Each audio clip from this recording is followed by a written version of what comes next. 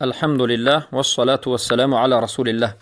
برادر سوال نموده اند که سال شماری هجری یعنی سال یکم هجری از وقت هجرت پیامبر صلی الله علیه و سلم آغاز می شود.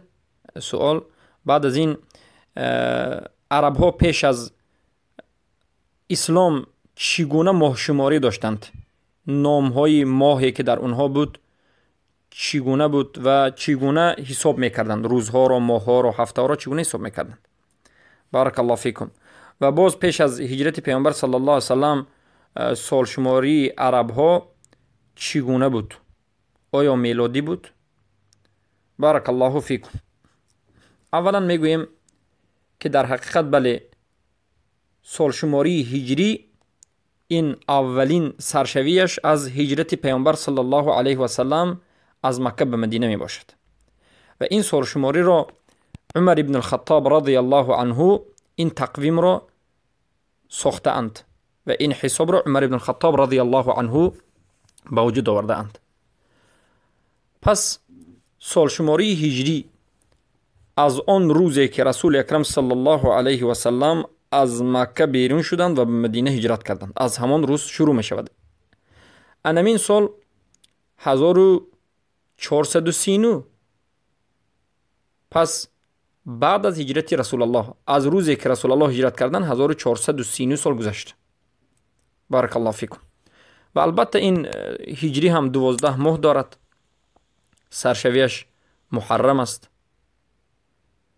پس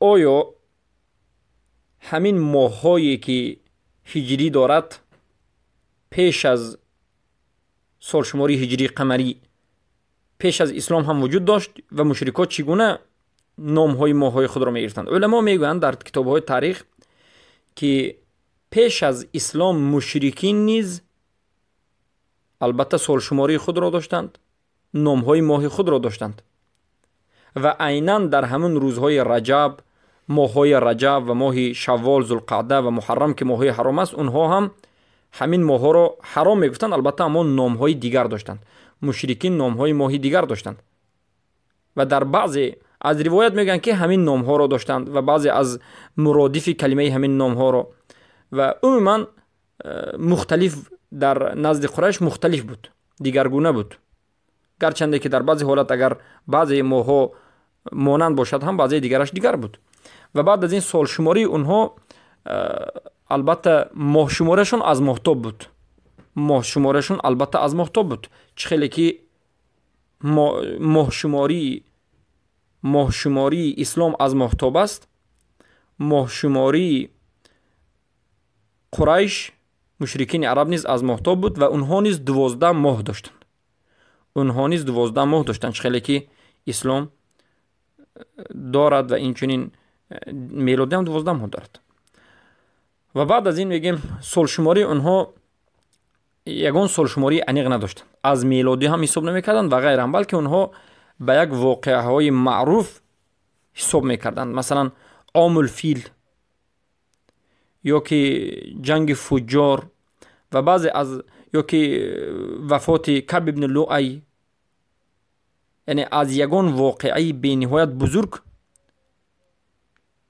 چی میکردن؟ حساب میکردن. پیش از این واقعه یا که بعد از این واقعه فلان واقعه شد گفت.